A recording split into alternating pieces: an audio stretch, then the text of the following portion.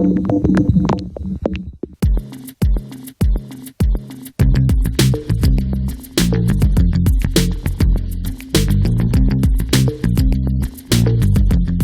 trabajado en el gobierno federal, en organizaciones de sociedad civil y en la iniciativa privada. Ha sido docente, investigador, empresario, consultor, columnista y consejero de distintas instituciones y empresas. Estudió en el ITAM e hizo una maestría en economía agrícola en London University. Trabaja en el IMCO desde 2006 y fue director general adjunto de la institución desde 2008 hasta 2019. El director general del Instituto Mexicano para la Competitividad, Manuel Molano, en Milenio Negocios. Muy buenas noches, bienvenidos a Milenio Negocios Televisión, este programa que cada semana hacemos con Regina Reyes Heroles. Buenas noches. Y como vieron recién, hoy tenemos al nuevo director general de IMCO, Manuel Molano. Manuel, llevas más de 13 años en el IMCO, creo que sos de las figuras que más tiempo se mantenían en el instituto. ¿Cuál te gustaría que sea tu impronta en esta nueva dirección general? No, ciertamente es un nuevo capítulo en donde queremos que haya más datos, más evidencia, más inteligencia, no solo para los negocios, sino para las decisiones públicas en general. Quizás el reto más importante del instituto es llegar a un público mucho más amplio, ¿no? Y yo creo que las recomendaciones que hace IMCO sirven no solamente para el gobierno y las empresas, podrían servir para las familias, y tenemos que comunicar mejor. Pero en ese mismo contexto, un poco, ¿qué es lo que sí vale la pena seguir? O sea, ¿qué es eso que se ha dado los últimos 13 años que dices, ahí es donde creo que está algo que quiero mantener, continuar y mejorar? Bueno, nosotros creemos que hemos aportado en tratar de ponerle números, evidencia, inteligencia a las opciones de política pública. Hay muchas cosas que el Estado puede hacer con los recursos. Todas estas cosas que el Estado tiene para elegir, pues siempre hay costos de oportunidad. Si yo decido hacer un hospital en cierto lugar, dejé de hacer una guardería en cierto otro lugar. Si decidí darle dinero a cierta población, con eso estoy quitando recursos para otras cosas. Y las políticas públicas, las inversiones del Estado son especialmente importantes porque detonan mucha inversión privada alrededor. Entonces, si el Estado invierte en cosas que no generan valor, que no generan crecimiento, el sector privado se va con la finta e invierte alrededor de lo que invirtió el Estado porque ahí hay recursos y la economía no crece. Entonces, ahí es donde creo que tenemos que repensar y por eso nuestro énfasis en qué hace el gobierno y cómo lo hace, sobre todo también porque es con dinero de todos, ¿no? Sí. Todo el mundo paga impuestos. Si compras unas papitas en el súper, pagaste impuestos. Y con esos impuestos el Estado está decidiendo hacer cosas buenas o malas, ¿no? Bueno, y justamente hablando de gobierno, te toca asumir la dirección general en un momento interesante, por ponerle un adjetivo, con un presidente que no cree en la sociedad civil, que es un poco lo que representa el instituto, que no cree mucho en los datos tampoco. ¿Cómo que ya se los puede? Llamó fifís también. Ya lo llamó fifís, que aparte toca temas que no le caen simpáticos últimamente. Entonces, ¿cómo se opera en este ambiente? ¿Cuál es la estrategia que han hablado internamente en el IMCO para operar en esta situación de no mucho diálogo? Bueno, el trabajo de informar las decisiones públicas desde la sociedad civil normalmente es un trabajo ingrato. IMCO no era el instituto favorito de otros presidentes, tampoco, ¿no? O de otros gobernadores. Es un poco con lo que tenemos que vivir, con lo que tenemos que trabajar. Yo veo muchas señales contradictorias en el presidente. Hay días en donde soy optimista y lo veo como un demócrata, ¿no? Que pareciera que está garantizando las libertades para todos los mexicanos, que como mis colegas y yo pues estamos tratando de, con nuestra profesión, contribuir a mejorar las decisiones públicas.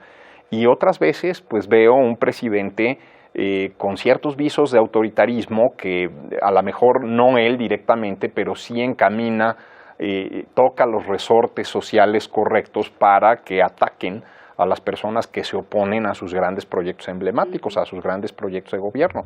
Quizás hay un consejo ahí para el presidente, ¿no? Y es que tiene que encontrar la forma de que sus técnicos también tengan una voz adentro del gobierno. Si no quiere escuchar a los técnicos de IMCO o a los técnicos de otros organismos de la sociedad civil o de otros tener internamente internamente tiene que escuchar a los suyos. Me parece terrible que desautorice a la Secretaría de Hacienda en temas cruciales, me parece terrible que desautorice a otros órganos de gobierno. Ahí creo que él es 100% político y la política pública, aunque tenga política en la primera palabra, no es solamente política. Allí hay economía y hay relaciones internacionales y hay aspectos muy delicados de las funciones del Estado, ¿no? Pero hay algo que es importante y que además él ha puesto sobre la mesa, ¿no? Que es el papel de la sociedad civil, el papel de los mexicanos y la importancia que tenemos como los que votamos y los que deberíamos de tener también muchos beneficios. Y creo que es un momento importante para la sociedad civil. ¿Cómo pueden ustedes justo jugar o poner a esa sociedad civil enfrente al gobierno? Es un tema interesante, Regina, porque la sociedad civil en México es un sector relativamente pequeño. Probablemente los mexicanos no somos muy participativos en organizaciones de la sociedad civil. Creo que eso tiene que cambiar. Es la única manera en que podemos influir en cómo se toman decisiones en el país. Y también el gobierno tiene que, por un lado, aceptar su operación, permitir un régimen fiscal que nos permita operar y no capturarlas. Creo que también lo que vimos en las últimas administraciones es más organismos de la sociedad civil que dependían de manera desmedida de fondos gubernamentales. Claro. Entonces, eso ya te hace pensar que quizás no son tan sociedad civil, que son apéndices del Estado, ¿no? Y si el Estado se quiere cortar un apéndice, pues bueno, pues también puede hacerlo, ¿no? Entonces, ahí creo que como país tenemos que evolucionar. El activismo en estas fechas es de Facebook y de Twitter. La gente cree que es de diván, ¿no? Y yo creo que sí tendríamos que arremangarnos todos y la causa que nos guste, los niños con cáncer, el problema social que creamos que haya y participar. Y el INCO, digo, no solamente está en la parte de competitividad con sus rankings y demás, sino que muchos de los informes que ustedes han publicado al revelar pesos y centavos, sin duda son informes que atacan a la corrupción. O sea, ustedes han revelado muchos casos de corrupción en anteriores gobiernos. Estamos con un presidente totalmente alineado con eso. ¿Por qué hay esta falta de comunicación con ustedes, que puede ser una gran herramienta para transparentar cosas que no están claras? Mira, Bárbara, yo pienso que en buena parte en el discurso y en el ideario de Andrés Manuel López Obrador, él está abogando por cosas que son esencialmente correctas. Quizás los detalles de implementación son donde no está llegando. Quizás él tiene esta gran visión, esta visión global y no está logrando implementar. Ciertamente, como dice Pablo Montes, nuestro coordinador anticorrupción, es el extraño caso de la corrupción sin corruptos, ¿no? Claro, pues no tienen nombre. No tienen nombre, no señalan personas en específico, empresas en específico, dependencias en específico, casos en específico, montos en específico, y ahí creo que el Estado podría funcionar mucho mejor. Otra vez, la política anticorrupción no nada más es política, sino también tienes que hacer el trabajo de investigación, el trabajo policíaco, el trabajo jurídico y el trabajo económico de lo que nos cuesta esto a los mexicanos. Claro, casos como Lavallato en Brasil y todo lo que todo el caso de Odebrecht, los nuevos alegatos de corrupción contra los últimos 3 gobiernos, que todos llegaron con la idea de combatir la corrupción, deberían decirnos pues que en estas cosas tienes que tomar medidas serias. No puede ser algún tipo de medida cosmética para que el público piense que estás haciendo algo en el tema, ¿no? Sí, o nombrar permanentemente la corrupción sin decir qué hay adentro de ese título, la verdad es que genera una insatisfacción, ¿no? Hay corrupción en el aeropuerto, pero nunca supimos ni qué empresa fue, ni por qué montos, ni cuál fue la verdadera razón por la corrupción. Sí, ¿no? Exacto. O sea, ¿dónde hubo? ¿En dónde estuvo? ¿Quién le hizo? Sí. En este contexto, uno de los datos que ustedes también miden y que tiene mucho que ver con un termómetro importante de la economía es la parte del empleo. Sobre todo la parte del empleo formal, que hemos hablado que 60% de la población en México más o menos trabaja en el sector informal, ¿no? Entonces, los últimos meses hemos visto una pérdida de fuerza, por llamarlo de una manera, en la generación de empleo formal. ¿Cómo lo ven eso? O sea, ¿esto qué quiere decir? ¿Nos debe preocupar? ¿No nos preocupamos? ¿Y no era eso uno de los grandes impulsos? O sea, empleos formales para justo crecimiento. Pues es una pregunta interesante porque empleo formal implica que alguien sale de su casa, va a una empresa, en esa empresa lo contratan, le dan un contrato laboral sancionado por la ley y lo inscriben en la seguridad social, pagan sus impuestos al trabajo, etcétera.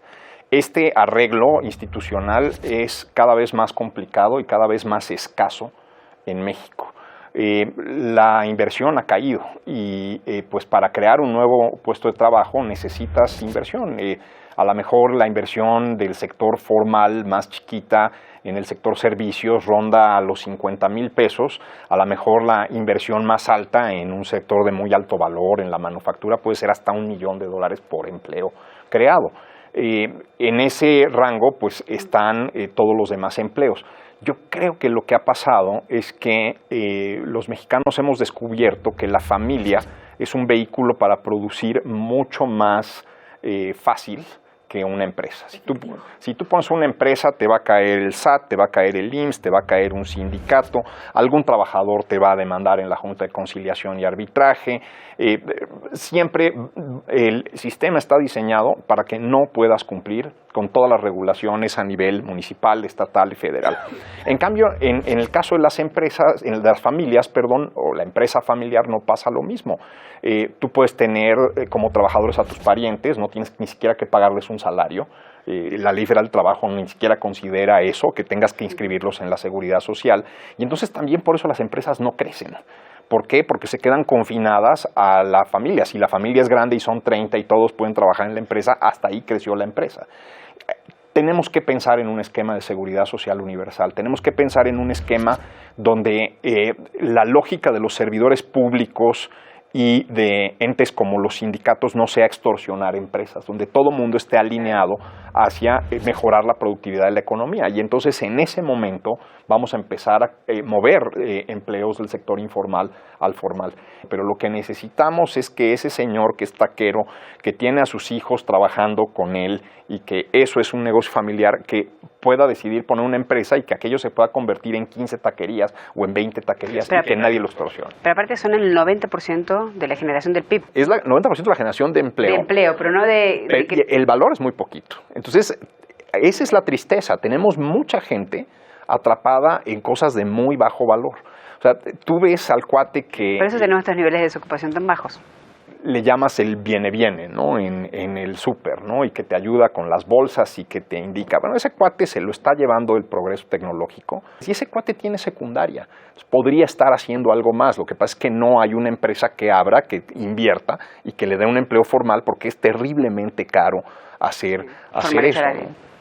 Bueno, muchísimas gracias, Manuel. Espero que a fin de año hagamos un corte de caja de cómo ha sido el primer año de gestión a frente del IMCO. Pues muchas gracias, Regina, gracias. Bárbara, y encantado. Regina, gracias como siempre. Y a ustedes también gracias como siempre por acompañarnos cada semana en Milenio Negocios Televisión.